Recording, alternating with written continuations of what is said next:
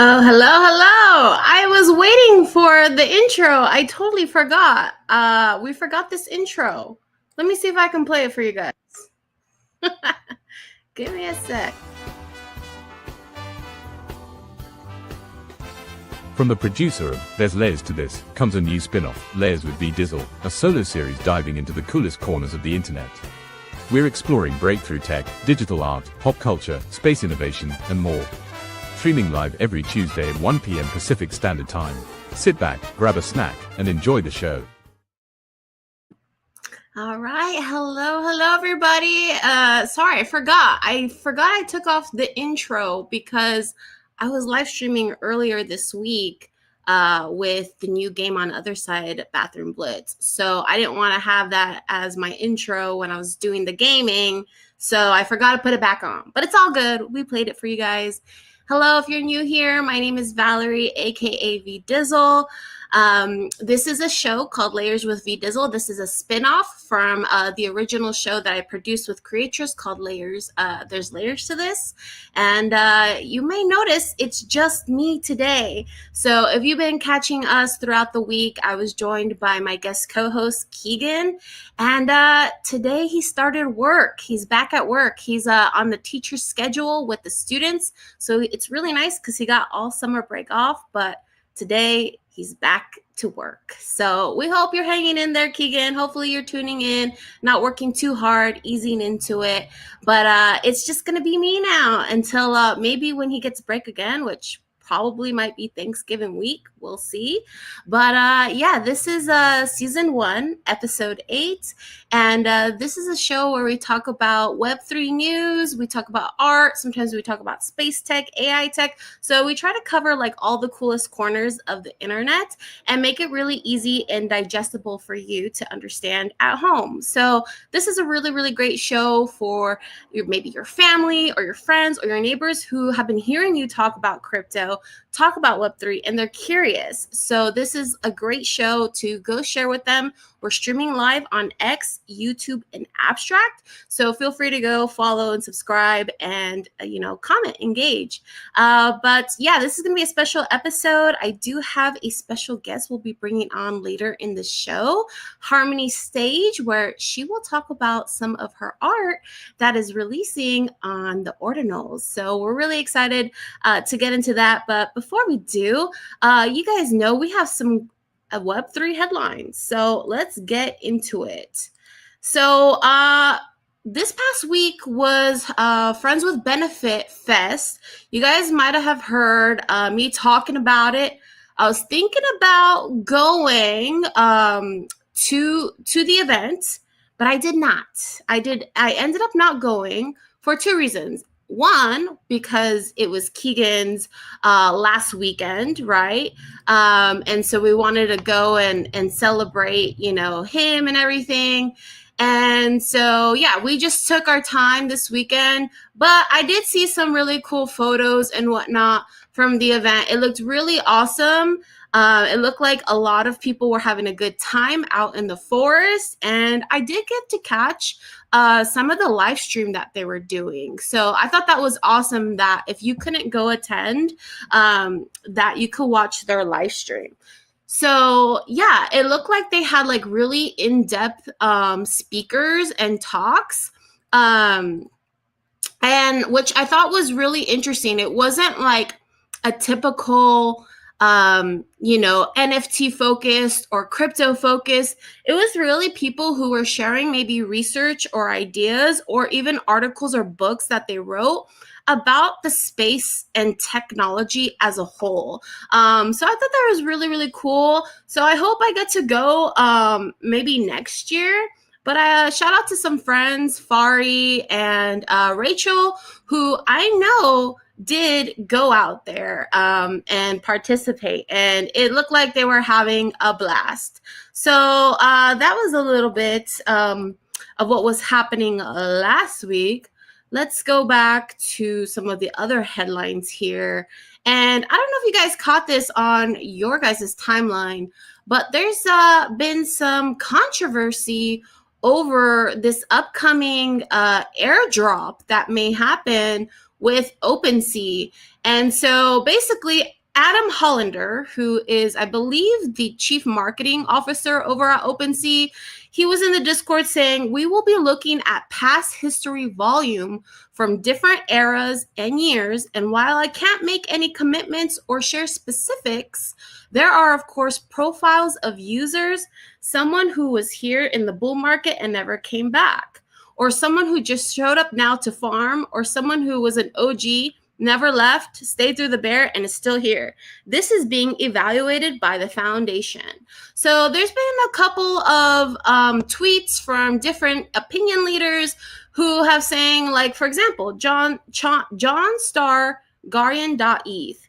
He's saying this is kind of absurd. Why would it matter if you stayed through the bear or not? If you traded 5 million USD of volume in the bull market, but then didn't trade for 3 years, there's no reason you should be in a different or worse category than someone, than someone who traded 1 million over the last 5 years. It's also concerning that you and the OpenSea team will still refuse to commit to giving the most significant airdrop to the OGs who literally built your company in 2021.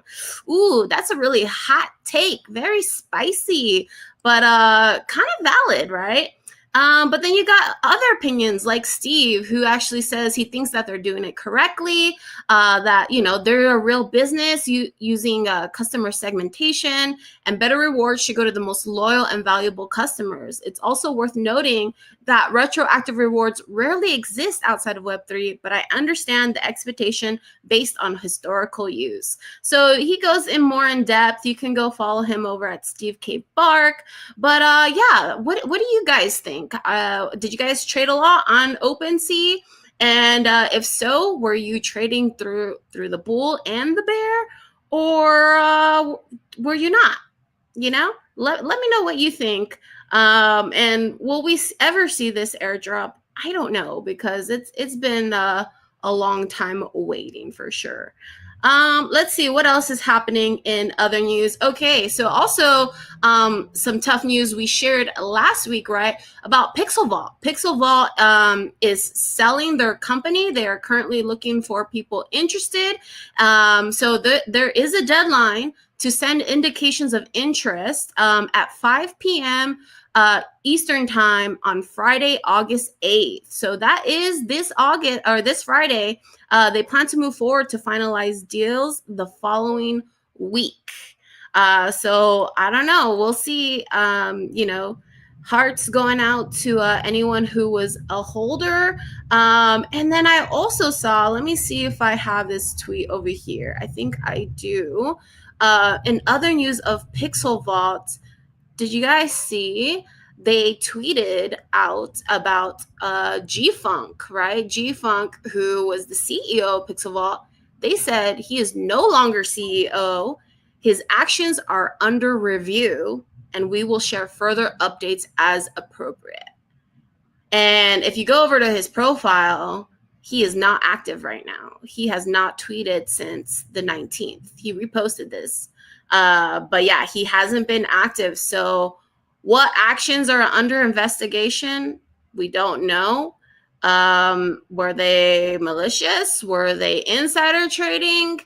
Not sure, but we will stay up to date on it. I know Keegan was holding some NFTs for Pixel Vault, and he was a fan. He was a fan of G-Funk. I've met him once, I think, at VCon, the second VCon, I want to say, and he was pretty nice. I didn't get any bad vibes when I first met him, but you just never know. You never know what people are doing behind their digital wallets, what they're trading or what they're selling. Who knows?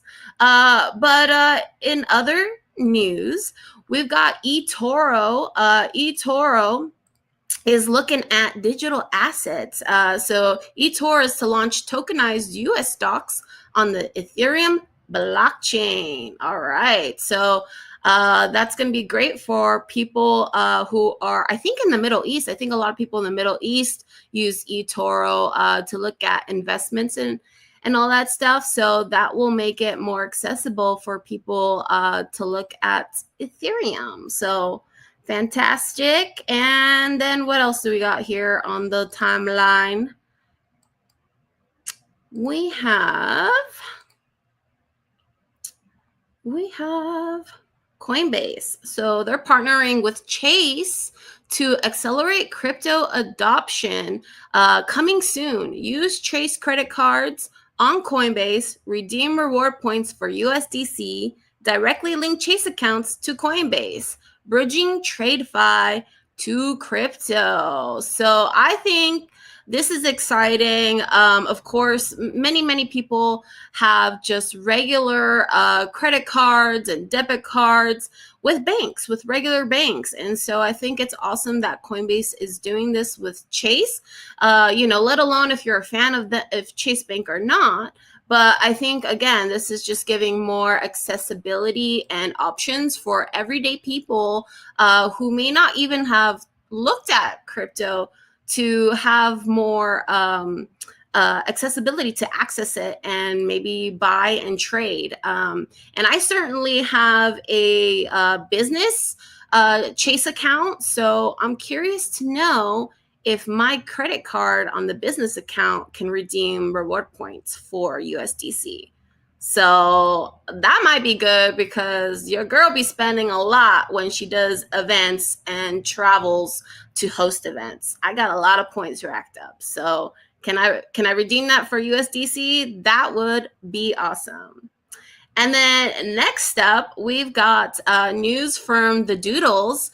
The Doodles being an NFT collection over on Ethereum. They've recently have let go some of their co-founders, but we still got Burnt Toast, who is the original artist and co-founder of Doodles. And they just came out with an early text-to-video test render from the proprietary AI model trained for line discipline, color fidelity, and brand logic, storytelling at the speed of culture.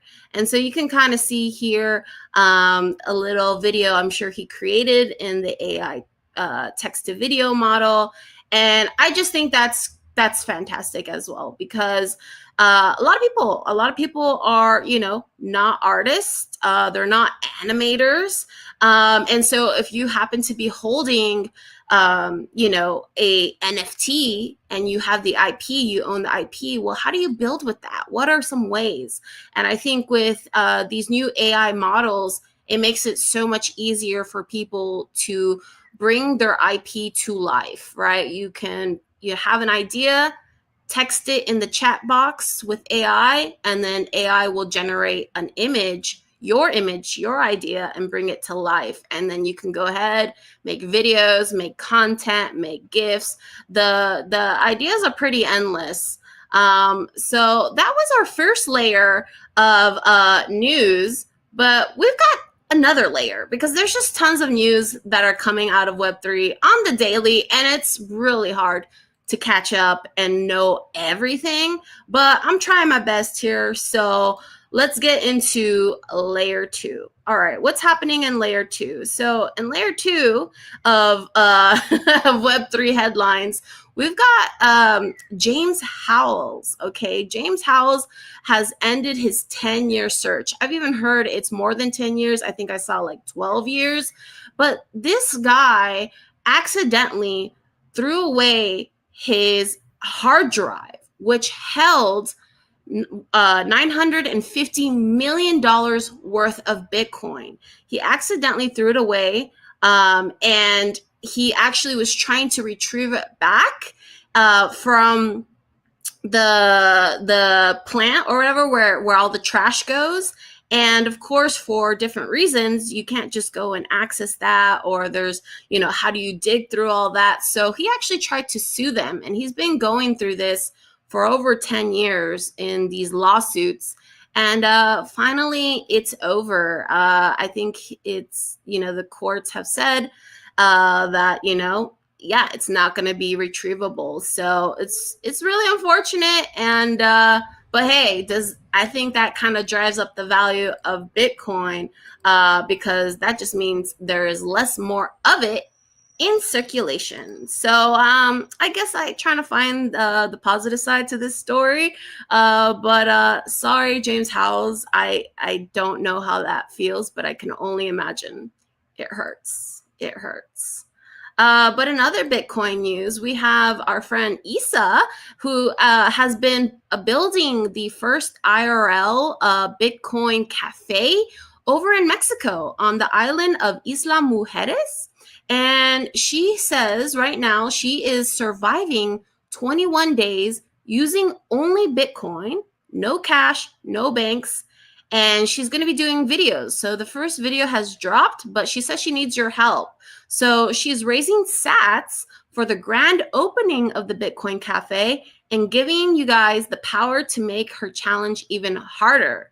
So if you go follow her on Nostr, I don't know how you pronounce that, but Nostr, and every day she'll post a lightning invoice. If you zap it first and you get to spin the challenge wheel, some of the challenges are no coffee for 48 hours, orange pillow boomer, go homeless for 24 hours, and she'll read your message out loud in the show. She says half of the sats go to the daily production and half go to funding the cafe launch with free food, coffee, hardware wallets, and more for people on Isla Mujeres. Let's do this. So there she is. There's Isabel. And yeah, there's the wheel. And so you can go zap this button over and she'll see and do one of the challenges. So I think it's awesome. I think it's a really fun way for her to do content and bring more awareness of what she's doing. And on top of that, if she can raise enough money and even get hardware wallets for the local people on the island, that's even greater. That's even more awesome. A lot of the people, if you've ever been to the island, a lot of the locals don't have much there. They barely can make a living. And so to be able to access crypto, transact with it, own it, I mean, gives them more accessibility to do things, right? So that's awesome. And then in other some good news that I like to share is about the nouns. So I don't know if any of you are nouns holders. I am not a nouns holder, but I do hold some other public nouns and some of the other sub-community nouns. But we've got Taga Wamakoto? Taga Wamakoto. I hope I'm saying that correctly. But he did some really cool art in Japan. And this is on a wall, I believe by the Mount Fuji. And so I just think it's awesome to see any NFT art out in public, out in the wild. And so I'm actually going to be going to Japan for the very first time in a month, actually. What's today? The 5th. So I leave on September 6th. So a month and a day from now. And I hope I can go see this. If I do, I'll definitely take some pictures and show you guys. But yeah, I just love when artists are out there and just making NFTs fun and just fun to look at. And I'm sure people, pass by it and they're curious, what is this? They may look him up. They may find out about nouns, and you never know. But yeah, and speaking of artists, we've got comic book artist DJ Kaufman from VeeFriends. He's the comic book artist for the NFT collection called VeeFriends, which is a collection created and founded by Gary Vee, a very well-known business entrepreneur. But DJ Kaufman, he says he's looking to hire Procreate Dreams power users to produce more animation like our animated comics. See comment if this is you or you know someone. He says, I'm talking this kind of animated comic level or better. So you can email him if you're interested. But I wanted to share that because I never know who's watching. And maybe you're a talented, artist or animator, and you're looking for some work. So this is the type of art he's looking to do. And so, yeah, go reach out to him if that's something you're interested in. But it looks cool, so that's good. VeeFriends is going to be coming out with more animated art, which I think is fantastic. And I know the kids love it. They primarily focus on young kids, and so I know they love it. All right. And then lastly, in the news is we've got the SEC, right? The SEC declares crypto liquid staking activities are not considered securities. All right. So that's awesome. So if you're someone who has been taking their crypto, it sounds like whatever crypto, if you've been using your crypto to go fund different protocols for liquidity, and you're getting rewards for that, well, I know a lot of you were concerned whether they could be securities. And guess what? They announced today it's not. So yeah, you can go read about it. It was just posted. So yeah, good news for us in Web3. All right. All right, now let's get into Ethereum. So, to remind you guys, all-time high was 4 years ago, $4,891.70. I looked it up today earlier, like around maybe 10 a.m., and it's at $3,583.97. So, keep that in mind. You can consider this as maybe a little bit of a dip, but hey, it's also a discount, right? But because I wanted to mention that was because just last week, on July 30th, Ethereum celebrated 10 years. So 10 years they've been building, and yeah, there was a bunch of events that was thrown on by ETH Global. So ETH Global has been a hackathon that's been around supporting builders in Ethereum. And so you can see here they had events pretty much almost everywhere. San Francisco, they were out in Chennai, Pragma, New York, out in India and South America. So they had events all over, and I was actually accepted to go to the San Francisco one. And I thought, hey, why not? Why don't I just go for the day and go meet a bunch of like Ethereum founders and maxis? But then I looked at the flights, and the flight for going to San Diego to San Francisco was between $400 to $600. And I was like, I think I'm good. I wish everybody well. I hope everyone's celebrating, having fun. But yeah, I skipped out on it. I was trying to go, but the flights were just too much for me to justify that. I like to go if like maybe I have work or something, but just to go and celebrate, I was like, I can celebrate from home. I can celebrate from home. But yeah, a lot of people were celebrating, including Beeple, the artist.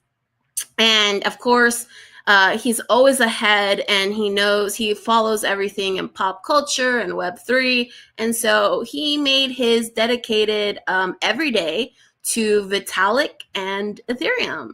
And so I never know what to expect with his art. We're going to get something really morbid, because sometimes his art can be lean towards that way. You just never know. But this one seemed to be in good spirits with the unicorn. And we got Vitalik in a little fuzzy suit. And for those who may have been confused, like, why is Vitalik in this fuzzy suit? Well, it's because if you ever go out to ETH Denver, which is in every February in, of course, Denver, Colorado, Vitalik has been known to show up, go on stage, sing, karaoke, do a little dance, but he'll show up as the Bufficorn.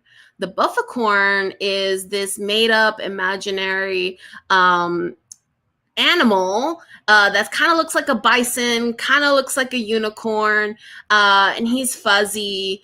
And that is kind of the symbol and logo, mascot, if you will, of ETH Denver. So that's why you'll see him in a fuzzy suit. Usually he has a mask on as well, but it's just people made him with his face. So that gives you a little bit of the lore there. And then, of course, we had other celebrations at NASDAQ Exchange. They were celebrating over there with Consensus, which is a leading Ethereum software company that's building the infrastructure, tools, and protocols that power the world's largest decentralized ecosystem. So yeah, anytime anybody goes on NASDAQ and they're live streaming, it gets a lot of publicity in the media. So that's going to be awesome for our ecosystem. And of course, we had Joseph over there, who we've talked about him before, and he holds the most Ethereum, even more than the Ethereum Foundation itself. We know that I think he's part of Shark Gaming, right? Who is building a treasury of Ethereum over there. And so, yeah, of course, it just makes sense to have him if he's like the biggest whale over on Ethereum. So yeah, that's a little bit on our Web3 news and Ethereum layer. But I think now we've got to bring up our guest here. We'll finish up some of the news because we've got still crypto policy to talk about a little bit. We've also got some other news, some alpha, but yeah, I definitely want to make sure that we bring up our special guest today, and we're going to talk about her art. So let's welcome up Harmony to the stage. Hi, Harmony. How are you? Hi, Valerie. I'm good. How are you? I enjoyed I'm listening to your news. Yeah. Thank you. Yeah, this is so funny how I think like Web3 works for anyone who's watching. Harmony and I have not met in person yet, and this is actually the first time we're seeing each other like face to face, which is different. It's a little different, but I think it's cool. So shout out to girl in the verse, Melina, who was like, hey, she reached out to me and she's like, hey, you gotta meet Harmony. She's doing some awesome art, and you gotta interview her. So here we are. Yeah, thank you, Melina. Melina is always so good at networking, and she just has such a vibrant and amazing personality and energy about her that I think that everybody kind of flocks towards her. So I always say, if someone is a friend of Melina's, they're a friend of mine. Like, big props to Melina. She's awesome. Yeah, she's doing some good work. I was watching her content the other day, and she was showcasing, I think, using her MetaMask physical card at a festival. So she's out there onboarding, showing education, and definitely connecting people. And yeah, excited to learn more about you and what you're doing. But let's get into it. Let's share this screen. So I think before we get into kind of your art, though, I want to hear about you as a person. Is art what you do full time, and how did you come into the space? Yeah, so me as a person, I mean, I feel like that's such a deep question. Yeah. I mean, I'll tell you as relation to my one of the things that is really important to me in my life is water. I'm an open water swimmer. I swim in the ocean. Drinking water is also very, very important. We are made up mostly of water. Water is the giver of life. Water, as we see in the ocean. I mean, the ocean is very powerful. So I also look to it to learn a lot of my life lessons. Sometimes when I'm swimming, I feel so incredibly small in compared to what this world is and what this universe is, and it humbles me in a way that no other thing can.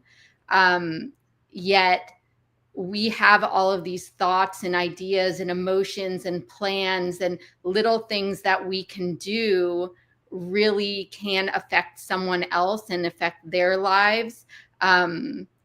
So it's one of the things that I try to bring with me into everyday life. And I think we see it in Web3 a lot, where we have this unique opportunity to affect the lives of people who, like you said, we may never even meet in person.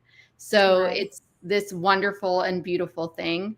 And if you can see in my work a lot of the inspiration from water, within the words and within the actual artwork itself.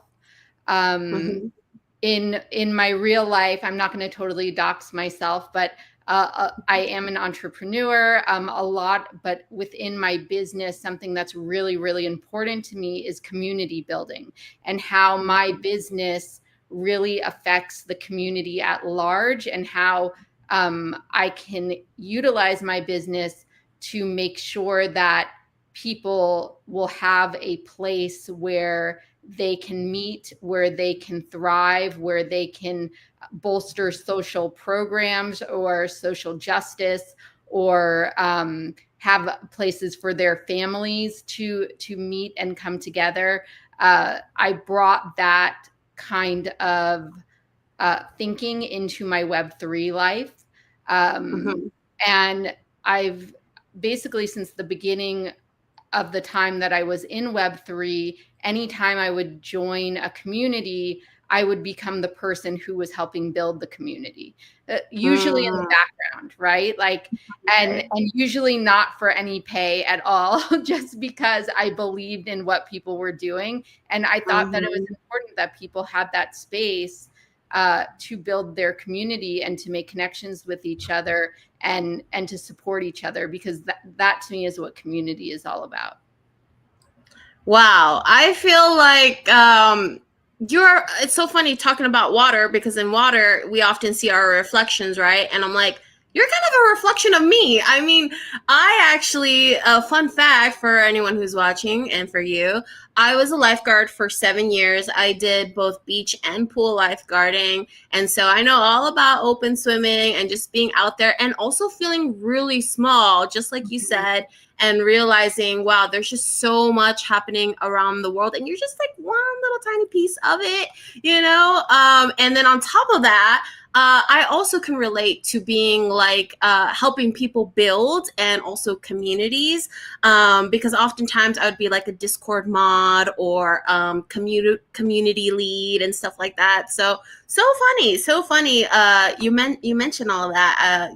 It's a reflection I feel like I'm seeing, and because I know your art, I know we're gonna get into it with the seashells and stuff, but I wore my starfish earrings just for Oh, you. I don't know if you can see that, thank but you. They're they're beautiful. starfish. Well, I mean, I think what you're picking up on is one of the themes that I try to touch in my work in the collection, is that universal truth that we can kind of all tap into, because we are all mirrors of each other, and what we put into this world is what we receive. So I think there is, especially we see it so often on the timeline, where the same ideas are kind of amplifying off of each other, and you see the same ideas popping up at the same time in all different places, because we belong to this hive mind. Well, that is the universal consciousness, and that exists everywhere, in every single day,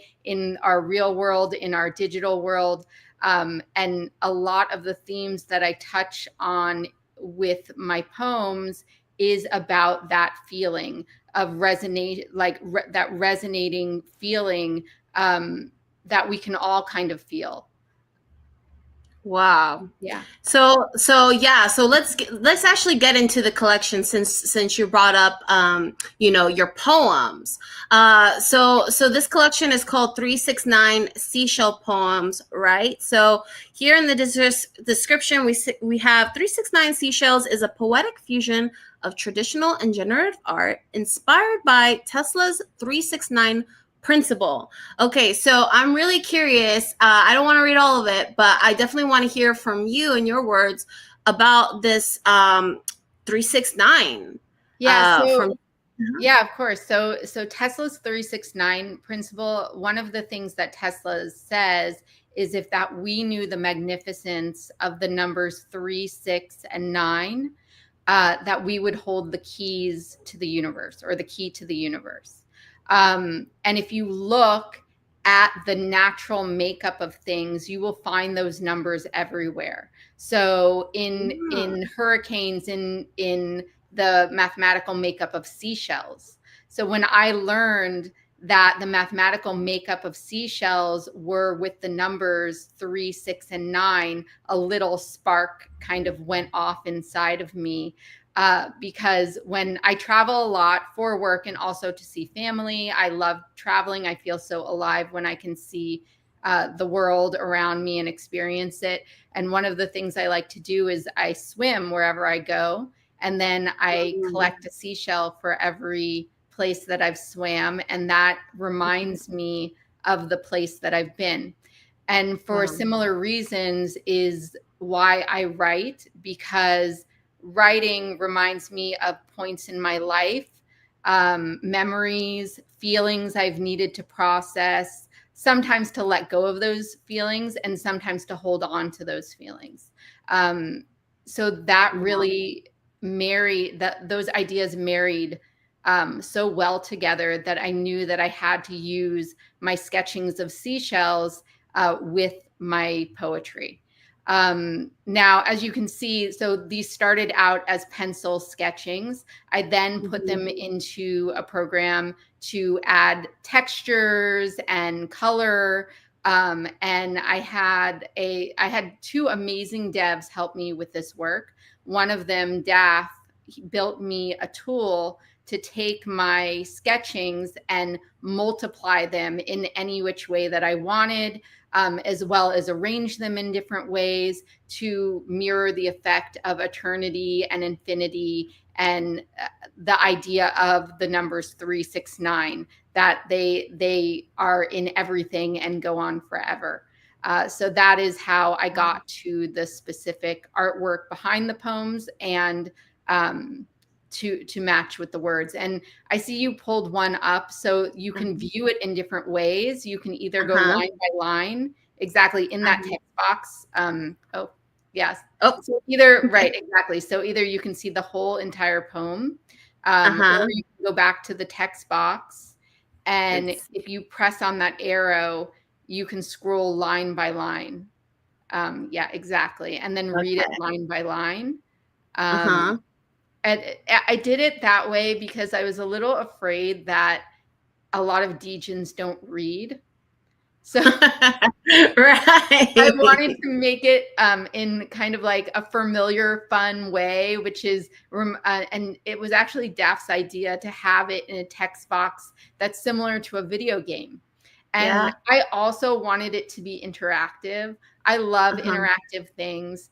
I love that we can take things that we use in the physical world and bring them into the digital world and just make them better and make them more fun and more interactive. So that is one of the things that I wanted to accomplish with my collection as well.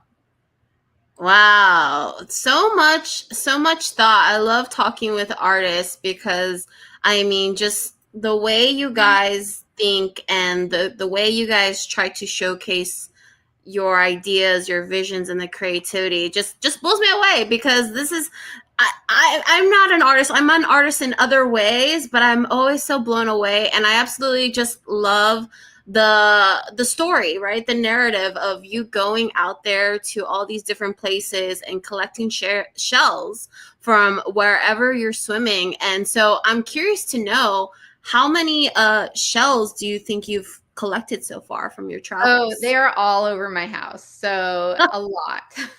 Really? Yeah. Wow. Because it's never also just one shell.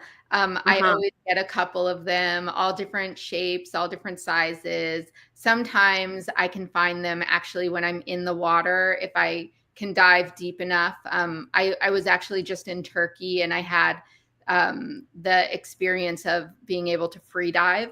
So free diving to the bottom, digging my hand deep into the sand and pulling up a shell. Now, a lot of times those shells will have a creature in them. So of course I'm not going to kill the creature, so I throw those shells back. But if I can find ones that don't have a creature in them, then they come into my collection. I have sometimes, like if I visit graves of people that I've loved who have passed away, I'll leave seashells by their Aw. gravestone. Especially if it's from a place that I know that they either wanted to go or that they've been there and they love that place. So yeah, I've given away a lot of seashells like that as well. Wow, that's a beautiful way. And just to share a little bit about my personal life, my mom had passed away in 2020, and she had already, it was unexpected, but her and I always had like an open relationship to talk about like death and stuff, and we knew that she wanted to be cremated and thrown in the ocean, and so that's what we did. That was the memorial that we did for her.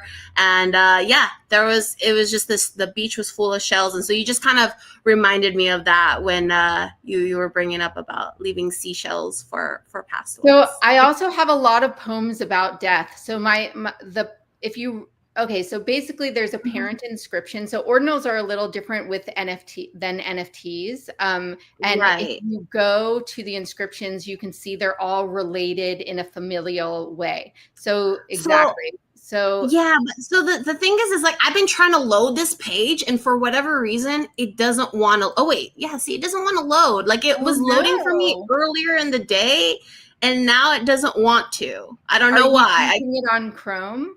I am on Chrome. Oh, well, that is a So bummer. it is a bummer, but please explain, because we do have people in the audience who either have not gone and transacted yet and bought Yeah. ordinals, or just people who don't even know about like So ordinals at all. if you try to click on one of them, Hmm. maybe, Yeah, then let's you try can that. at least see the relationship. Ah, Let's here we see. go. Oh, exactly. There Hey. we go. So if you scroll down, so this is one of the children inscriptions. You can interact with this inscription. If you click on the Uh, parent inscription, yeah, you can interact.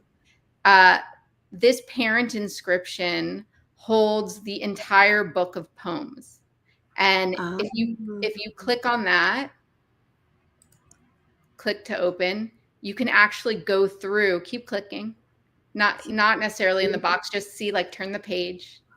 Ah, I And you can see. actually Oh, I see the see. full book of poems. How So this cool. inscription is not for sale. This one is in my collection. I did it kind of Mm. selfishly because I wanted to hold on to the entire book. Um, but also, if you read them from the beginning to the end, which you totally do not have to do that, you would see that they follow this flow, because each Mhm. number from 1 to 9 represents a different concept. So the number 1 represents creation, 2 is motion, 3 is balance, 4 is connection, 5 is reflection, 6 is transformation, 7 is resonance, 8 is completion, and 9 is renewal. And Wow. each poem, depending on where it is in the entire book of poems, relates to one of those themes. If you go to Mm. the end of the book, you'll find a lot of poems about death and renewal. Mhm. There's been a couple of poems that I've had collectors come, because people have already started collecting these poems, even though they're not officially public yet. But people who have either reached out to me or I've reached out to them because I've spoken to them about my poetry before. Mhm. And they'll tell me a story about, like, a family member who passed away and how significant it is, and how that poem related to their exact story in some way. Um, Wow. or other people going through other things who've had the same type of resonance with the collection, which Mhm. is why I did this, I think. Like, a lot of these poems are from, this is a really good one. A lot of these poems were from my life you know, before I made the collection, that poems that I just had written that really relate to this theme. And then some of the poems were written for this theme. And I think you can kind of tell the difference when you read them. But even the ones that I wrote not from like a personal experience, like maybe I wrote it from a fantasy or to fit in to strengthen the theme of the collection, I've had people come to me and say, this happened to me. This resonates with me because of this.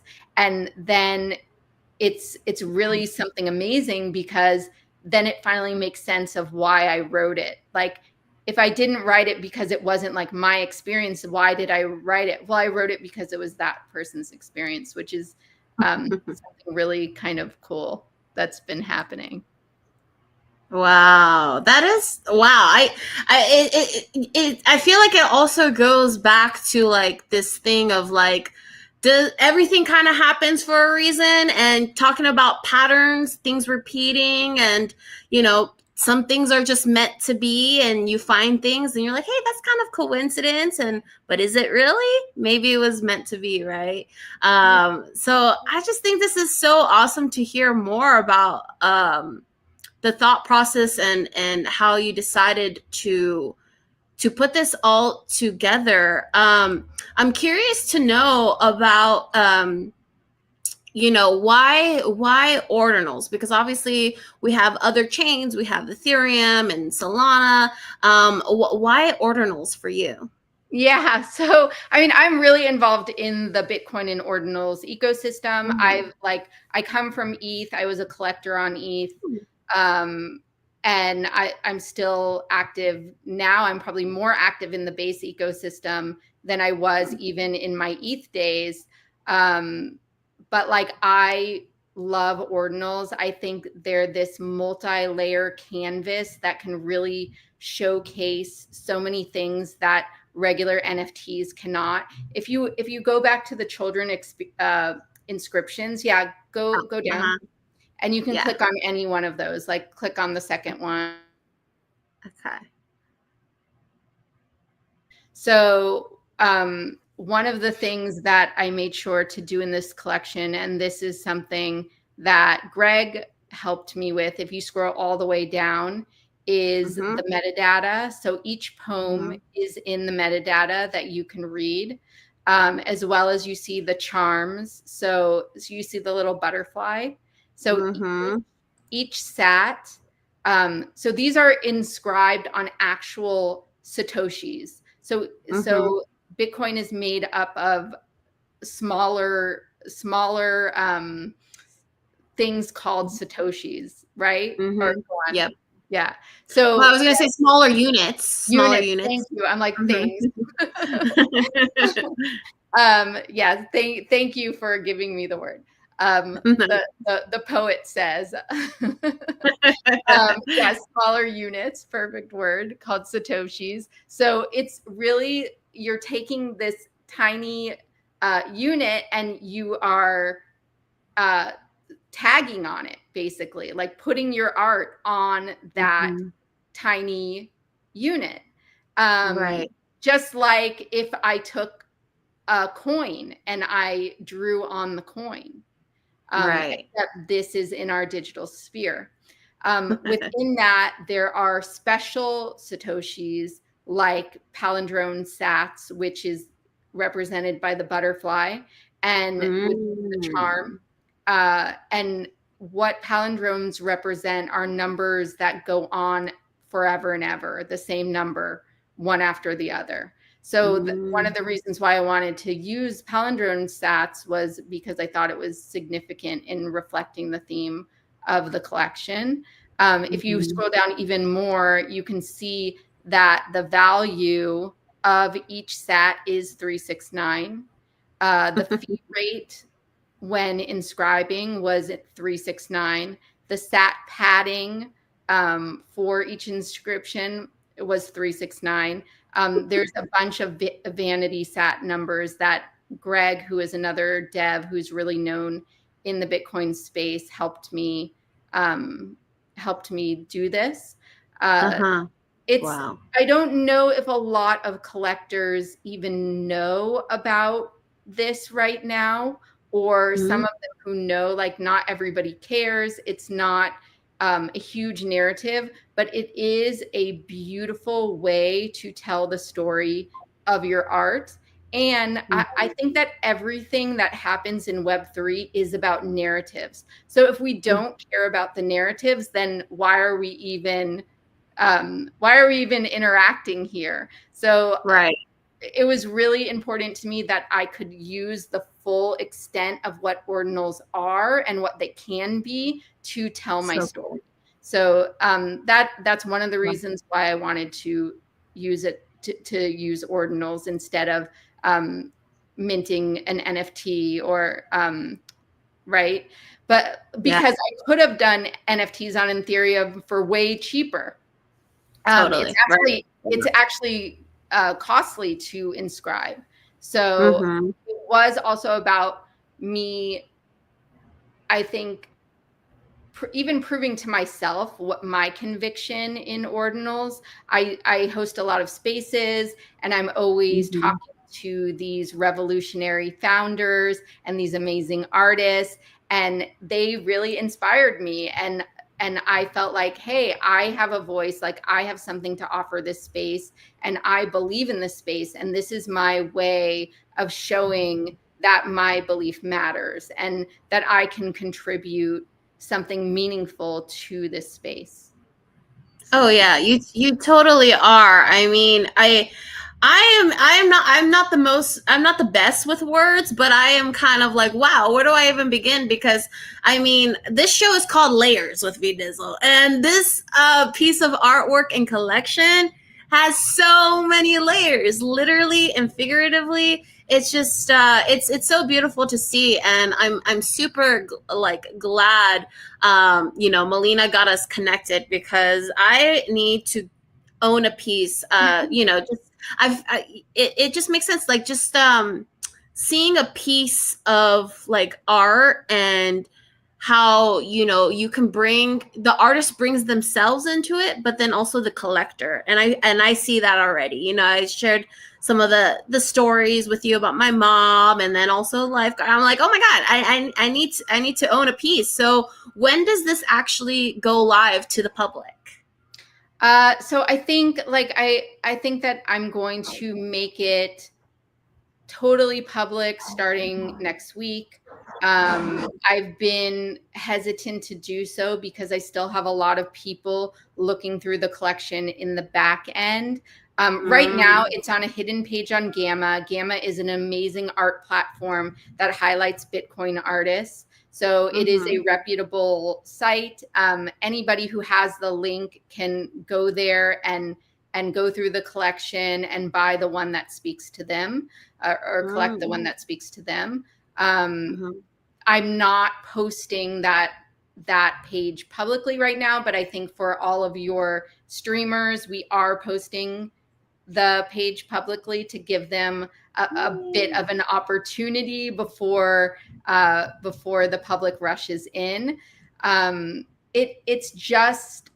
It's a collection that you kind of do have to go through and does take time. So it's not the Mm-hmm. same thing as one of these Degen mints that are, going to go like super quickly, because people are taking their time to really see which one speaks to them.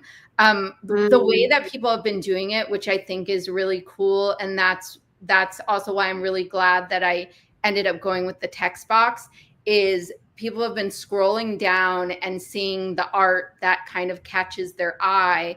And then if they read the first line and the first line jumps out at you and you can connect with that first line, then click on the piece and expand the poem, or read it line by mm-hmm. line to see if the whole poem is something that really gets under your skin. So yeah, I'm blown away by how many people have actually collected so far. I think I have around like 47 collectors. Wow. Yeah, and I've only really been talking to people about it for the past 2 weeks. Um, Mhm. on a hidden page. So that's not bad at all. And Nope. Are you still there? Did I lose you? oh, I'm Oh, here. okay, okay. I don't know. You kind of froze for me for a second. Maybe Oh that was no. just me. No, But you're maybe good. I did freeze. Continue. Sorry. So Sometimes you the internet in my house is spotty. I was just saying that everyone who goes through the collection really does say, like, there is a poem that will resonate with every single person, but there are only 369 poems, so not everybody will get to collect one in the end. I hope right. that you do find your poem, Valerie. I have a feeling. I have a feeling I will. I've already started going through them. And yeah, I'm excited to just like read like the book from page 1 to the end, and see what really resonates with me. But already just hearing the story and the seashells, I mean, I just have such a draw to the ocean. I was born in February, so I'm an Aquarius. So, you know, my sign is water. Yeah. So, yeah, everything to do with the water and the ocean just brings me peace and, as your name says, harmony. Brings me harmony. So awesome. Well, I've posted it in YouTube. So for anyone who may be watching on Abstract and X, because I don't know if I can post up links without like putting it publicly on my timeline, which I don't want to do. Like Harmony said, this is only for those who are tuning in right now. So I recommend go over to YouTube. You can go in the search bar, go to Layers with V Dizzle, and I posted it there in the chat. The link to the collection if you're interested. You So do need yeah, a Bitcoin wallet for it. So I suggest okay. for anyone who's new to ordinals to download an Xverse wallet. It's really Mhm. easy to use. And it, by the way, anyone is welcome to reach out to me in DMs. I'm happy to help onboard anyone to ordinals, to answer any questions you may have about the collection, to connect with you about your own experiences as well. If the collection made you feel something, then let me know. I would love to discuss it. Love that. Love that. Well, thank you so much, Harmony. Is there anything else you want to share? Obviously, we have your handle here at Harmony Sage 5, but any other things you want to share with our audience, or where can we meet you IRL? Are you going to any events anytime soon? So anything else? Events anytime soon. I would love to go to the Hong Kong event. I don't know if I will be able to. I have a lot of traveling coming up, but I would love to go to the Bitcoin event in Hong Kong. I think that's the next Bitcoin event coming up. When is that? That is the last week of August. Yeah. Last week of August. Yeah. Okay. Okay. So I maybe we might see yeah. Harmony there. Okay. Yes, I will also be at the grand exhibition for ACK's Grand Skull exhibition. Oh, So if there are, I yeah, saw that. I'm So excited. funny because I don't really see like Skull X, at least on my timeline, but I was an early collector on the Ethereum days and I saw you had Oh, reposted some not things. not Skull X. It's two different things. But yes, Oh, I'm also a Skull X holder. I love Skull X. Yeah, Skull X is not having an event though. oh, okay, okay, okay. Yeah, So I'm no getting mixed worries. up. So sorry. I heard the word skull and then I just associated it with a Yeah. repost I saw on your timeline. So Yes. what is it? No, so there's an artist. His name is ACK, and he built. He's having an event at Carnegie Hall. He built Okay. a skull on top of a piano, and they're actually. Um, I mean, all his work will be exhibited there, okay. and uh, it actually plays. So it's going to be this wonderful, beautiful event once in a lifetime. So I cannot wait to go to that. If there's any collectors who are going there, then hit me up. I would love to meet up with you guys when I am there. Yeah. That's so awesome. I think he went viral because I'm like, wait a minute. I feel like I saw some of the process that he was doing. Like he had like a little mini like prototype one and he's like broke down his garage walls, I think, to like build this and handcraft that. So No, amazing. Amazing. he's an amazing artist. I'm in awe of what he does. So I love his art. I collect a lot of his stuff. So I'm super honored that I get to go and see it and see a lot of this stuff in person. Yeah. So cool. Well, definitely we'll keep in touch. And yeah, I would love to have you back on whenever, you have more art to share or any other news. The show is totally open. So feel free to let me know if you want to hop on again. But I look forward to collecting a piece myself. I'm definitely going to look into it. And yeah, so nice to meet you virtually. Hopefully we get to meet IRL sometime. Yeah, thank you, Valerie. It was great meeting you too. Well, thank you. Feel free to stick around for the rest of the show, or you can hop off. But yeah, that was Harmony Stage, everybody. Definitely go check out her art. I'll post the link one more time in the chat for you guys over on YouTube. And go give her a follow. So yeah, we'll see you next time, Harmony. Bye. See ya. Bye. All right. Wow. How cool is that? That was also our first featured guest on the show for season 1. So I know you can hear backstage. You can hear backstage Harmony. So just so you know, it was an honor to have you on as the first guest. I forgot to highlight that, but no, I think it was meant to be. It was a pattern. It's part of the pattern. So yeah, so cool. And yeah, let's move on. Well, let's move on with the show. Let's get into some other layers. And what do we have here? Okay, so we already did some of the headlines here. I think we're about to go into our crypto policy. So for those of you who have been wondering, what you can, how far can you take your holdings if you're holding on to crypto, you're unsure if it was a security or not. Well, the White House just published a 166-page digital asset report. There has been 391 mentions of crypto in it, 130 mentions of Bitcoin, and 32 mentions of DeFi, and 28 mentions of Ethereum. So this was a tweet by Farouk, who says, "We won forever." And of course, we know our guy Mason. Hey, Mason was so Mason, who is the community lead for Stand with Crypto, he went out there to go see the physical book in person, and let's hear what he has to share.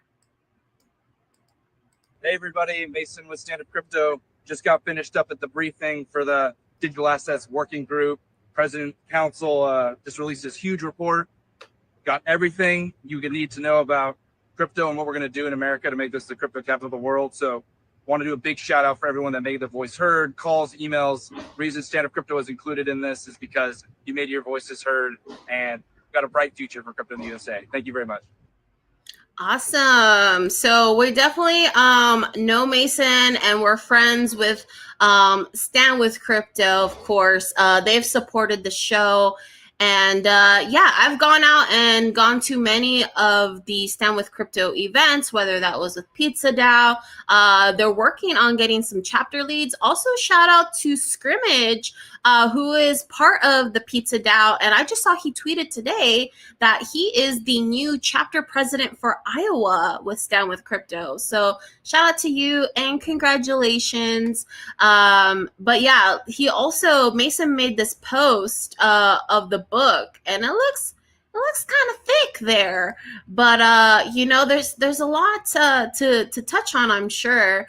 And I did see a thread of someone kind of going like topic by topic about what's in this book, but yeah, that's a lot of reading, and I know Degens don't like reading, so yeah, we're gonna need some animation or art or something digital. Someone please break this down even further for us, because we're kind of curious. So yeah, so that's a huge win, and like Mason said, we're on our way to make the United States crypto capital of the world. But if you don't want a physical copy, you can definitely go read this publicly if you want.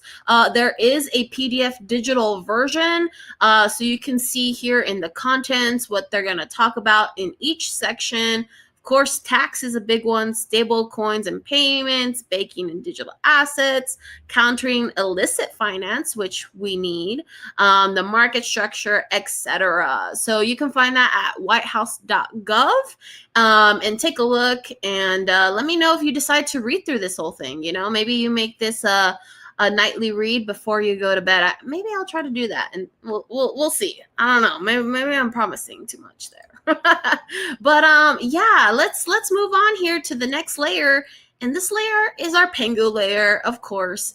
In the 8 weeks in a row, Pengu is taking the spotlight. So I wanted to share what their all-time high was, which was about 8 months ago, back in December, at 5 cents. And today I looked it up earlier, and it was at 3 cents. So a little bit of a dip, like other things in the market right now. But maybe take advantage if you've been wanting to get into the ecosystem. You've been seeing me, and when Keegan was on, we talk a lot about the penguins.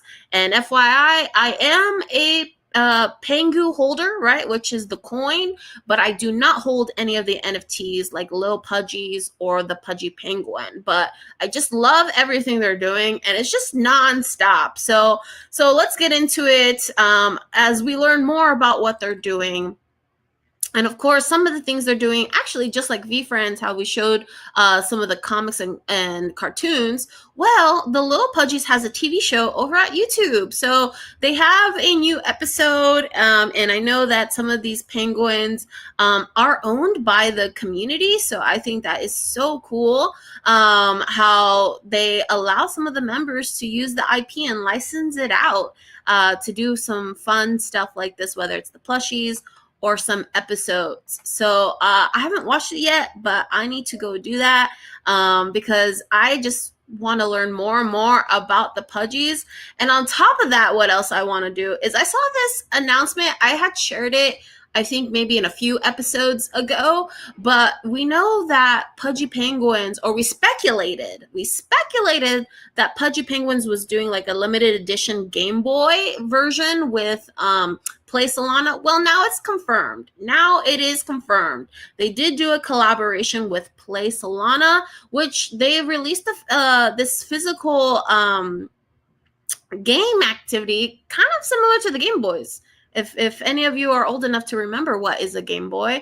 But that's not all. A portion of every sell will be used to buy and burn Pengu. August is about to go crazy for Pengu. Agree? And I actually was taking a look into it because I was like, dang, I don't know. Every week that goes by, I'm just becoming more and more and more of a fan. And I was like, all right, do I gotta go get this? Do I gotta go get this Game Boy? And I looked into it, and it's $349. And it's like, well, if you create that to some, Ethereum, maybe it's not so bad. It's only like 0.00 something ETH, right? So trying to justify it, but we'll see. I kind of want it. I want to see how like it plays, how it feels, like you get rewarded for playing, because if you guys remember, it reminds me of the Solana cell phone. If anyone was here back in that time where people went and bought a cell phone on Solana and they didn't know, but they actually got an airdrop of Solana, which ended up being worth thousands of dollars. Not saying that that's going to happen here because, this is a little bit different, but maybe, you never know. Could there be airdrops of Pengu if you play? I don't know. More speculation. And then lastly, in Pengu news, we have something else here. Let's see. What was it? We have, Pengu took over Brave's homepage. Over 90 million people worldwide will open a new tab and see Pengu. So I think they've been featured over on Brave before, but sometimes like I'll open up my Brave homepage. I don't know if any of you guys use Brave browser. I do sometimes. And sometimes I will see other projects on there or like ads for crypto, which we know Brave is very, very friendly and open to our Web3 space. And so I just think it's so cool now people will see more of the Pengu. More of the Pengu. Oh, and we've got another layer of Pengu. Who am I kidding? Did I think I was done with the penguin topic? No. All right, so let's see what else is in Pudgy Penguin news. What's happening here? All right. Oh yeah, these leather backpacks. Oh my god. If I am like, okay, Keegan knows this, and if he's watching, I always say I hate being a consumer. I don't like to collect things. I don't like clutter. And so I often don't go buy things I don't need. Once in a while, maybe I'll go buy something I want. Well, I can tell you with Pudgy Penguins, I want everything. I want their cards, of course, their NFTs if I could ever afford one.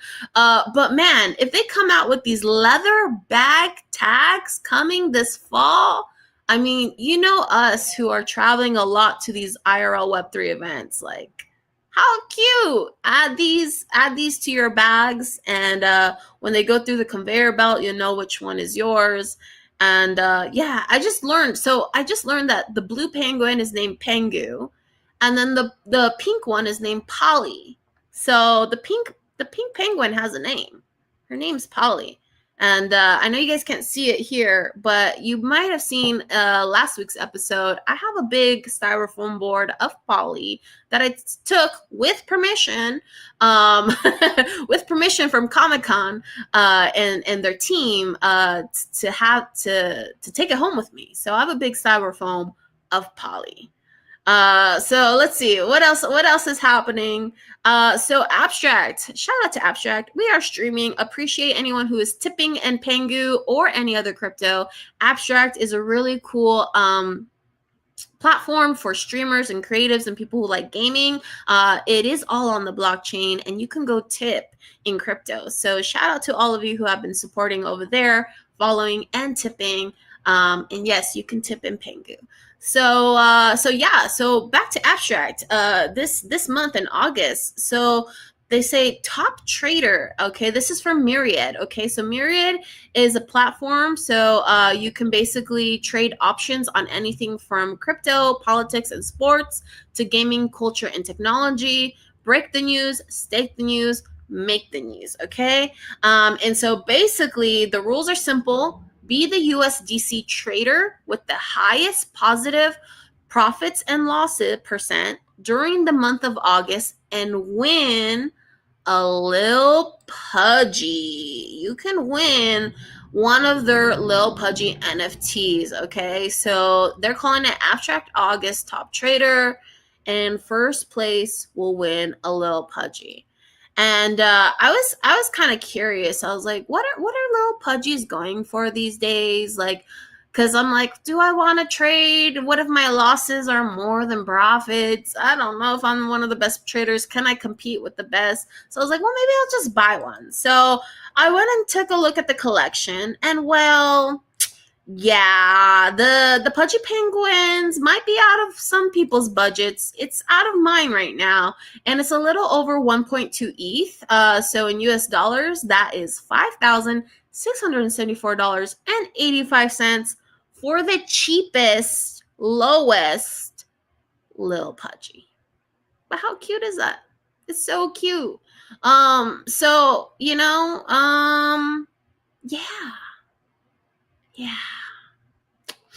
Anyways. But yeah, that's an opportunity there for you guys if you want to go over to Myriad over in Abstract. You can find Myriad if you go to Abstract, right? Abstract, the website is abs.xyz, and you'll find it in their platforms, Myriad. You can sign up, make a profile, and if you're interested, go and see if you can be the top trader. I don't think I'm going to participate in that, even though Lil Pudgy is being given away. Because I don't know if I can compete with those people who do this daily on the grind in their livelihoods. Maybe Chloe. If Chloe, you're watching, Chloe is one of my girls here in the Web3 space. She's on Abstract and on Twitter. And that's what she does daily, is she trades for her livelihood. So maybe she'll win a Lil Pudgy. We'll see. But also in other Pengu news, we had a tweet kind of go viral, and I don't know how to pronounce his name. Guillaume? I'm sorry. There's a lot of just things I can't pronounce today. But anyways, he is the senior marketing director of McDonald's. And he made this tweet saying, in a meeting about Happy Meal calendar for 2026 and 2027, what movie, anime, game, or toy mashup do you want? Go crazy. And Moonpei had commented saying the only correct answer is Pudgy Penguins. And his response was, many people vouching for Pudgy indeed. Probably one of the most asked alongside anime IPs. Not planned for now, but still impressive. So darn, the Pudgy Penguins won't be in a Happy Meal in 26 or 27, it seems like, as of now. But he is impressed. A lot of the community, including myself, I went and tweeted that I wanted to see Pudgy toys as part of their Happy Meals. How cool is that? We have seen the Doodles have a partnership with McDonald's, not as a Happy Meal, but as the styrofoam coffee cups, right? So you never know the possibilities, what could happen with those collaborations. So we'll see. And then something else that happened was there's this guy named Jay Guapo. I might be maybe not in the right age demographic to really know who Jay Guapo is, but certainly a lot of the younger kids, the younger generations, are fans of this guy. I think he does music. I don't know if he also streams. He's very popular, but his birthday just happened. And so Pudgy Penguin, being hip and cool, knowing what's resonating with the young kids, well, they turned that into a marketing stunt. And they went and crashed his birthday party that he was having in New York City. And so they sent a surprise over with a truck full of Pudgy Penguins. So you can see here was the truck they had with some digital animations, and they had a QR code. That QR code took you to their website to play the Pudgy Penguins games, to sign up early for their app. And here's... Look at all these young teens and 20-year-olds showing up for Jay Guapo's birthday, and then the Pudgy Penguins just never miss an opportunity to be in front of their target audience. So there you have it. The Pudgy Penguins just keeps killing it. But somebody else, another NFT collection that has been killing it lately, if not these few years that we've been in Web3, is the Bored Apes. So the Bored Apes, we're going to dive into the Bored Ape universe here. I'm calling it the universe because it's not necessarily Yuga themselves. It could be people from the Bored Ape community, because there are a lot of entrepreneurs and talented people who own a Bored Ape and do a lot with the IP. So I figured we call this the universe, Bored Ape universe section. So I don't know if you guys saw this, but a platform called Stuff.io is their website. So they have posted a new documentary about Bored Apes. So this was produced by Fremantle US, which is a massive Hollywood production company that owns America's Got Talent, American Idol, and produced tons of other documentaries. So they put out a minute, almost a 2-minute long video trailer. But let's watch some of it. Let's unmute here. But this art is a key to the club. All right, let's rewind. We're ready to roll. The world went fucking apeshit. This is how it happened. NFT. Non-fungible token. It can be a digital asset like an image. This is going to take the world by storm. And it began with cartoon monkeys. You're an NFT? Yeah, I'm a fucking NFT. The Bored Apes project. There are 10,000. So yeah, there you go. There's a little sneak peek of their trailer. And basically, what's really cool is they're kind of showcasing the film 3. If any of you guys are familiar, this is movies and shows on blockchain, on the chain. And the reason why any film producer may want to take a look at film 3 is because with blockchain, they've made it possible where you can't right click and save, right? And so that's a big thing for, I feel like, people who may be pirating movies, right? Trying to download them illegally.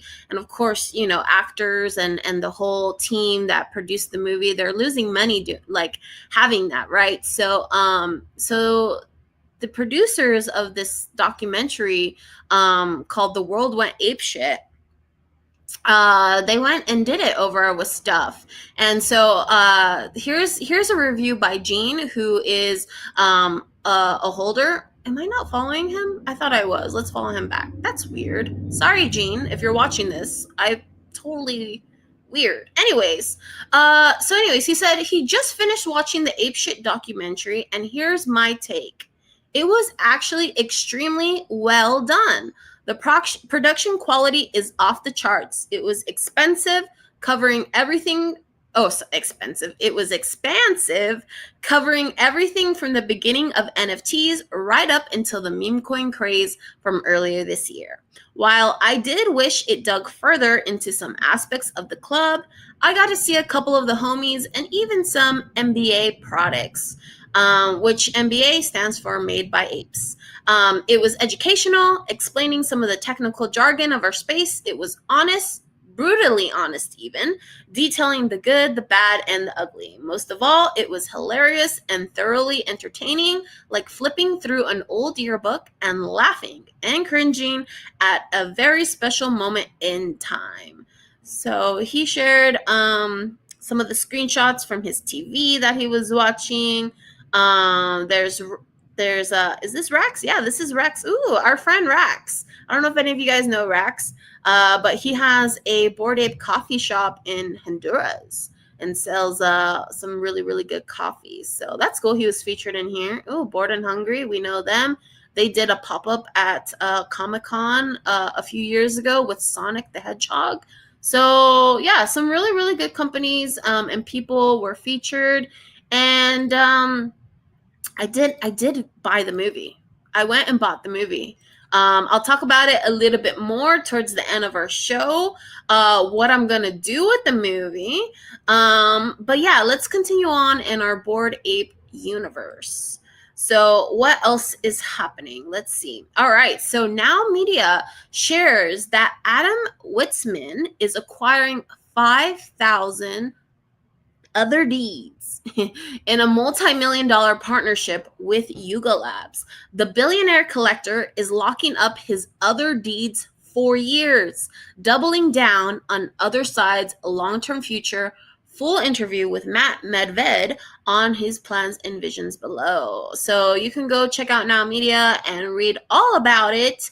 But that is pretty damn cool, having a billionaire go and collect these NFTs.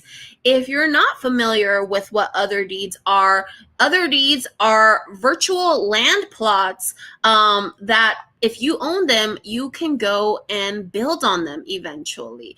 Right now, Yuga is partnered with M Squared, aka Improbable. You may know them. They built out the Somnia Layer 1 blockchain, and they are doing some of the other side metaverse experiences. And on top of that, they are building out an AI bot that you can text to build your world. Rather than knowing how to create 3D assets and stuff, they're working with an AI bot so that you can just type what you say, like, oh, I want a sidewalk with cement or whatever, right? Blue tile, whatever it is, and the AI will just put it on your land, and that's it. You can build out experiences and games, and who knows what else. It's still in the process of being built, but dang, if you had this billionaire, Adam Witzman, acquiring 5,000 deeds, and let me guess, he probably has the money to build on him. Okay, 5,000, he can hire a whole team and whoever else.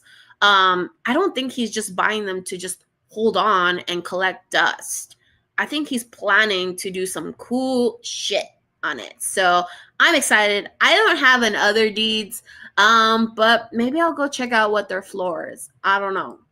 But let's move on. So that was the Bored Ape universe for you guys there.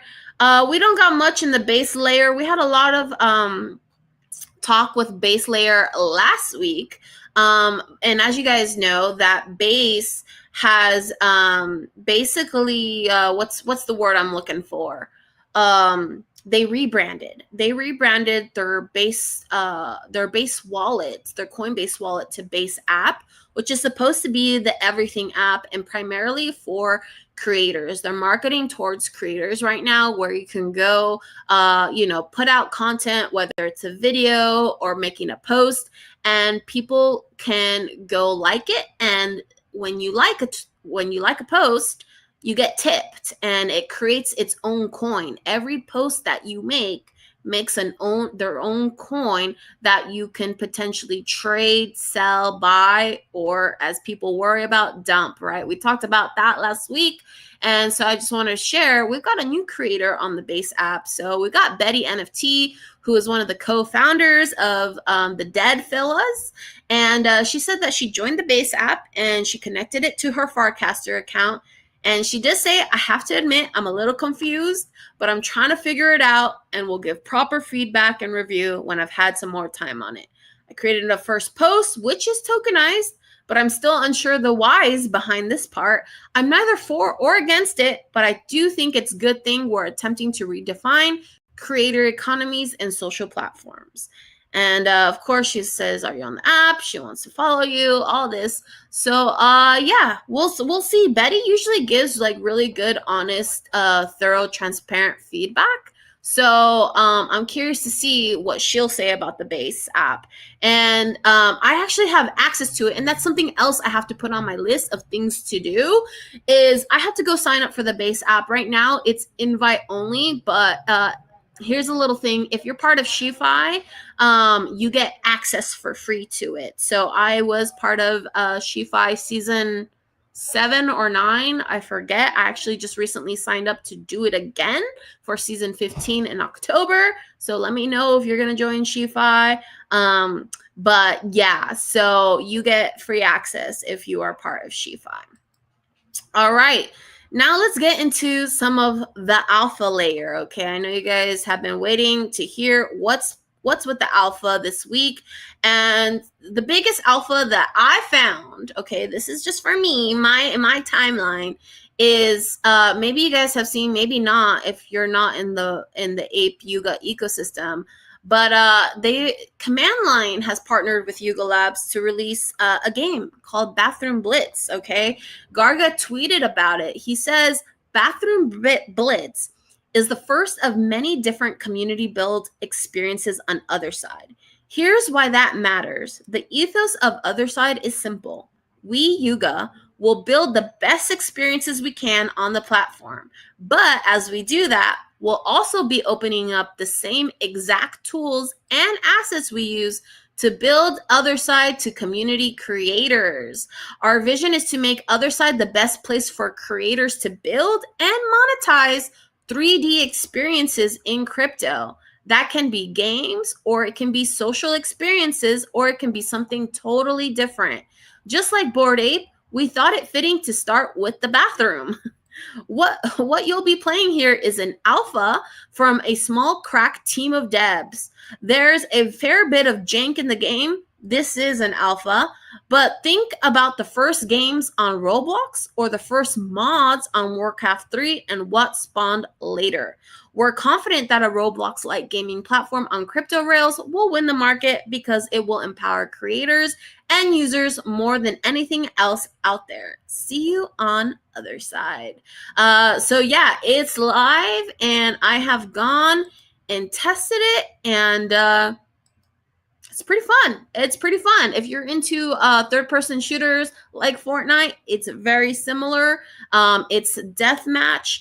But yeah, here's Command Line tweeting saying, you have 2 weeks to show off your skills and wipe the floor with your opponents for a chance to win loot and prizes along the way. And here's the website, launch.otherside.xyz. And there's some communities out there who are already hosting some tournaments, and I joined one of them, and this was through the ApeCoin DAO, I believe, and I did not place in the top, but just for participating, they gave me a free Ape Chain NFT, which was Dangs on Ape, and just for playing. And so the top players actually won $200 in Ape, which is pretty cool. So just for trying it out, you were able to win some stuff. So won this little dang dang hippo. Let's see what else we've got about the alpha of Bathroom Blitz. This is coming from Crypto Von Doom, who is the founder of Command Line that built out the Bathroom Blitz. And he says, Dear Bathroom Dwellers, I hope you're enjoying the Bathroom Blitz experience by Command Line, the first persistent experience on Other Side Meta. I wanted to reach out today to give you a brief update on things regarding awards and this season 0 packs we've been discussing. So blah, blah, blah. You can read it all. But basically, it sounds like they're going to do some digital card packs calling season 0 packs. So don't know what they'll do or how to get them. But I just heard that, if you play, everyone will get some of these cards. So it sounds like they might be building another experience to go with it. So we'll keep a lookout to see what they're doing. But like I said, I've been playing myself, and guess what? Your girl made it to the top 50 in the all-time leaderboard, okay? And they airdropped me 400 ape. 400 ape, okay? So if you need proof, VDizzle7. Here I am, okay? All-time leaderboard. Number 1 is Dino, maybe Dino or Dino Pawns, okay, with 4,348 kills, okay? I came in, what is this? 1, 2, 3, 4, 5, 6, 7, 8, 9, 10, 11, 12, 13, 14, 15, 16. I'm in 16th place with 672 kills, okay? I made it on the 24-hour leaderboard with 95 kills, but guess what? That might sound impressive, but I'm also have a lot of deaths. I'm at 1, 2, 3, 4, 5, 6 or 7? 7th place with 936 deaths, okay? That is not a good kill to death ratio. I have more deaths than I do have kills. But did that matter? Did that matter that I wasn't the best? No, it didn't, because they still were awesome and airdropped me 400. And something that was really cool too is that I actually didn't connect my wallet because I have a couple of different accounts that I play games with and stuff. And so I have a wallet that has my mutant ape, but I was like, I don't want to connect that wallet. So let me just sign up with my email. So this is an avatar that they give you if you don't have an ape or a coda or a mutant ape. You can get just a generic avatar that looks like this little robot here. And they were still able to give me some ape, even though it's not a digital wallet. So I'm assuming they create a wallet in the background that you can go and claim your 400. So you can see this. This is kind of like the inventory, kind of your stats. Clearly, there's nothing else that is here because they're still building it out. So it looks like they're going to have badges. There'll be stats and whatnot, your inventory and badges. But yeah, you can kind of see what your balance is. And I had 0 ape and now I have 400. So thank you so much. That was awesome. So yeah, just for participating, I got to have the dang hippo as an NFT reward. And then, yeah, some 400 ape. And then, of course, it sounds like we're going to get some 0 packs, whatever that is. And then let's see what else is happening with this. ApeCoin update. What do they have to say? So they're saying, after a legendary year of activations ranging for I think this was supposed to go in the ape universe. This is on a wrong slide, but it's okay. I'll still share about it. So anyways, after a legendary year of activations ranging from AIP proposal, coaching to the development of small businesses, training options for Made by Apes licenses, the Ape University team has decided to officially wind down the program. So basically what this was there was a university, right? These classes that you can take if you were registered as a Made by Ape license. And basically all that was you had to take your ape and basically say that you've attached it to an entity that you have, like an LLC, and you had to apply. And if you got accepted, you would get what's called a Made by Ape license. And so you had that opportunity to join the Ape University, where they taught you different things like how to start a business, how to prepare for taxes. And they also had like cool integrations with Shopify. Like if you had some product you wanted to sell, like pins or t-shirts or other products, they gave you special access to see how to integrate crypto and blockchain over on Shopify. So a little sad to hear that they're ending the program, but it was pretty cool pilot, and maybe they'll bring it back. We'll see. But yeah, I know our friend Raleigh was doing pins over there, and he said he learned a lot. He had a good time over there. So let's continue on. So this is more so about other side, okay? So just to go back here, let me open up this so you guys can kind of visually see. If you guys have never visited the other side, let's visit it right now. So all you have to do is go to launch.otherside.xyz. When you go there, you can log in, right? When you log in, you can log in with your email, Google account, Twitter, Apple, or your wallet. And once you create an account over there, then you'll have access to 2 live worlds right now, okay? So the Swamp, and of course, we talked about Bathroom Blitz. But right now, let's move over to the Swamp, okay? So the Swamp says, the humble yet raucous home of the Bored Ape Yacht Club, koozies and croquis encouraged, okay? So there is this tweet by DGT Alone. He says, I never really paid much attention to other side meta because I always figured it was for ape holders or Yuga holders in general. But after Mars Buggy filled me in on the fact I could check it out for free, I went in today, and lo and behold, there is a whole metaverse style world called the Swamp, just waiting to be seen. The artwork and modeling is pretty awesome, and there is a lot of places to check out. I would tell anyone wanting to go see what a sweet metaverse should look like to go and see for themselves. I took a screenshot to show just how cool it looks and just how good of a job Yugo Labs has done. If I ever get the chance to own an ape, I would definitely go back again. Just mind-blowing how good it really is. Peace, D1. So here he took a screenshot of what some of the metaverse world looks like, and I have to agree with him. It's really, really cool. Anyone can go in there. You don't have to hold any of the Yuga assets. It's open and free for anyone to participate, and they're actively doing experiences. I know earlier this weekend, they had some community get-togethers where you can basically go hang out in these things called bubbles, where you're kind of floating in a bubble in the sky, and it basically is kind of like a Spaces, but it's open, where like you're hanging out with all your avatars and you get to talk, you chat with people. You can use your voice, and so people are sharing ideas or just hanging out, or there's like real meetings happening in there.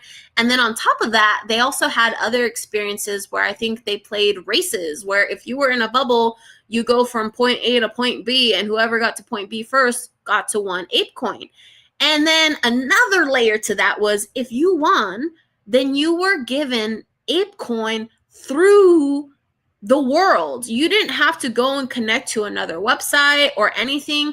All you simply had to do, I believe, and I didn't experience this myself, so please, anyone who tried it, please go correct me if I'm wrong, but I heard things from Keegan, who I think went and participated, and he said all he had to do was walk up to the avatar, walk up to a person, and I think he was walking up to Figgy. Figgy was in there. Figgy, many of you know, who is one of the co-founders of 10KTF, NFT collection that we love so much, but he was in there and he was going up to every single person's avatar and sending them ape through the metaverse. All you had to do, I think, was click F to interact, and then boom, it goes into your account. So that is gonna be some new ways I think people can go and transact with money and send money.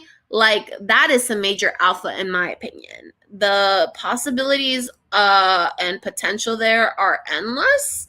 So I'm really excited to see what they're gonna do there. All right. And as we wind down, obviously we went a little over our show time today because we had an awesome guest, but we are winding down now.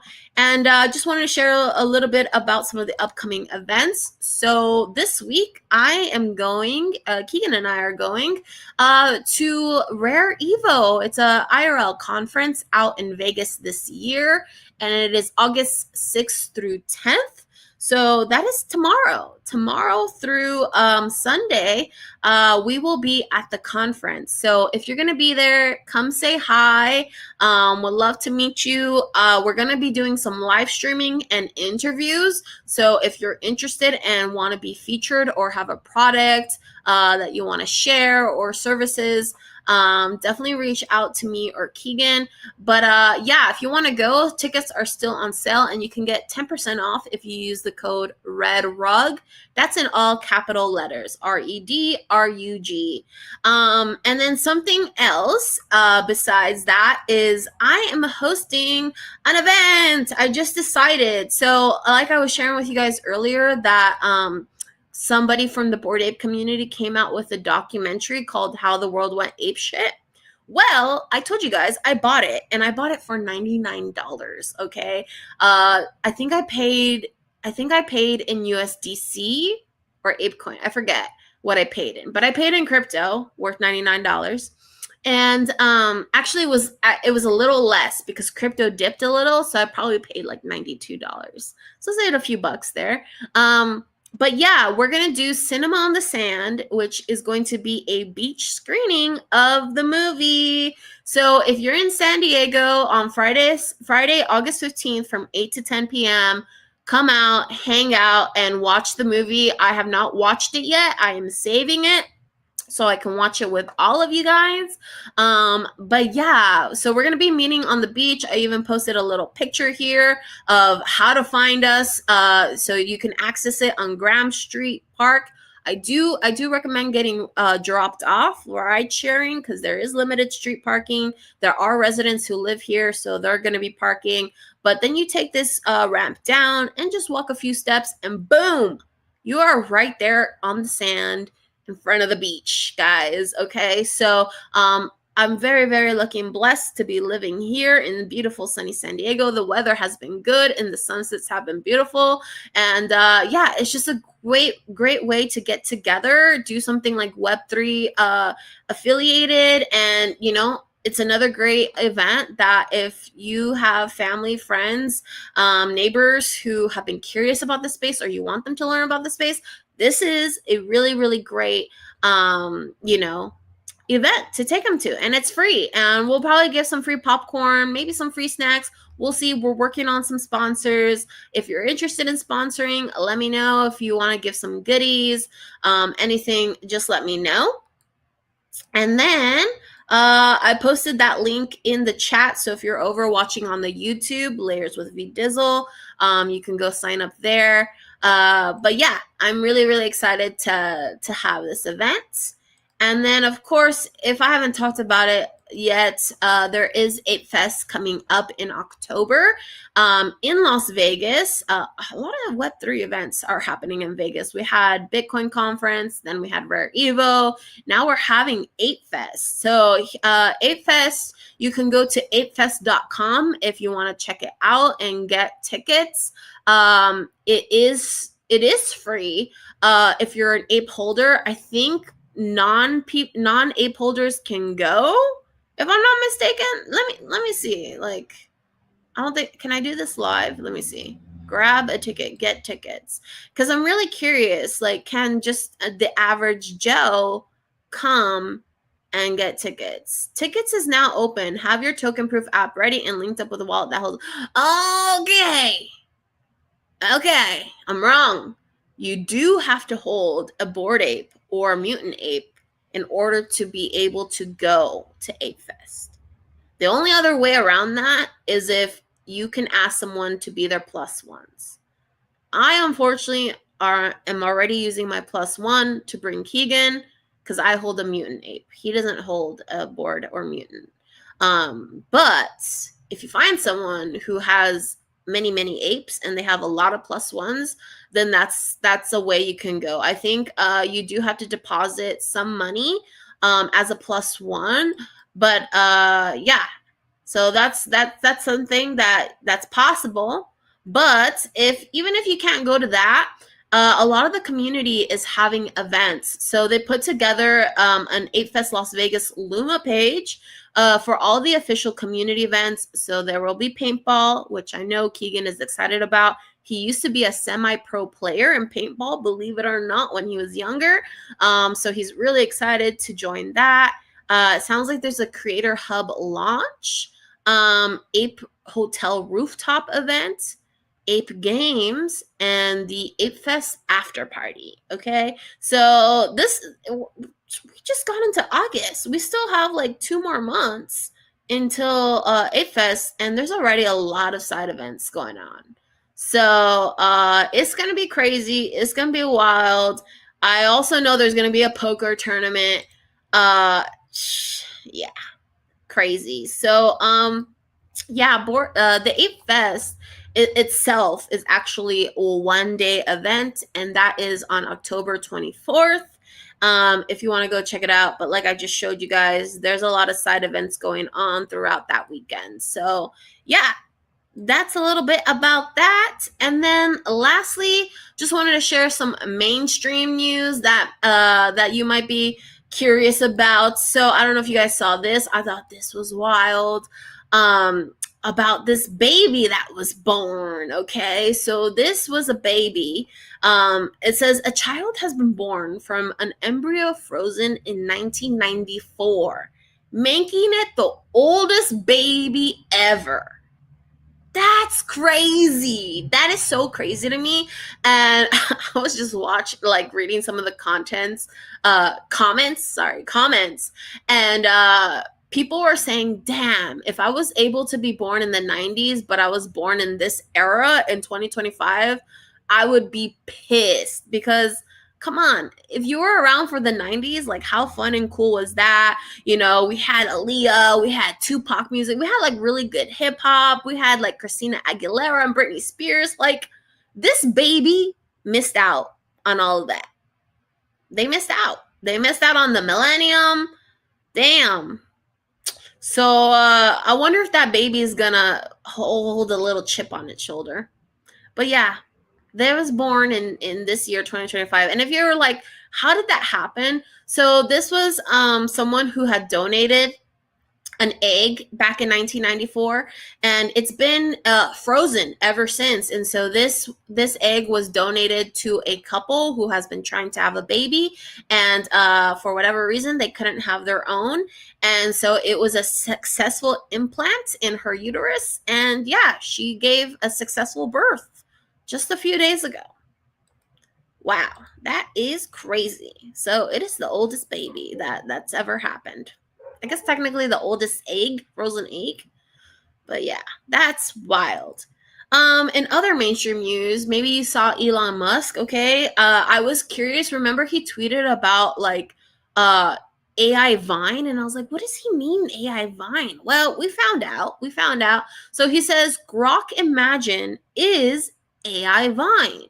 By the way, we recently found the Vine video archive, thought it had been deleted, and are working on restoring user access so you can post them if you want. So basically, Grok, their AI agent, if you go over on their X platform, you can go and text to make videos. So you can clearly see our world is shifting heavily towards the creator economy, right? Like, how can you do photos, images, animations, videos? How can you tip creators? How can you live stream on blockchain? Film, all that stuff. So, yep, they are getting in on that too. And then lastly, I saw this on Twitter, and with the bathroom blitz earlier, I thought, well, shoot, might as well share this. So gamers have logged over 25 billion hours, which equates to 2.8 million years playing Call of Duty, surpassing the entire timeline of human history. Like, whoa. That is a lot of gaming happening on the computer. That is crazy. So, yeah. Wow, gaming. A lot of people are speculating that Web3 onboarding will happen a lot through gaming experiences. So maybe they will. If this is a lot of people are playing for that long,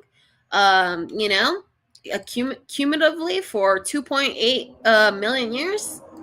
Yeah, I can see that. I can see Web3 having a lot of onboarding through gaming. So anyways, that concludes the end of the show, guys. I want to shout outs to our sponsors, 10KTF Teaching Tuesdays, with Keegan and his personal brand, Ground Game Strong. And of course, my event and media company, Red Rug Edutainment, where you can experience the fun of Web3. But yeah, wanna also shout out immutable value.eth, who reposted the stream.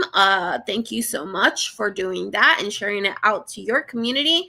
And of course, Valerie Michaels, who's part of the Digital Spenders Club and really, really cherished and loved community out there in 10KTF. She has been tuning in, and apologies. I've been seeing all your comments, by the way, Valerie.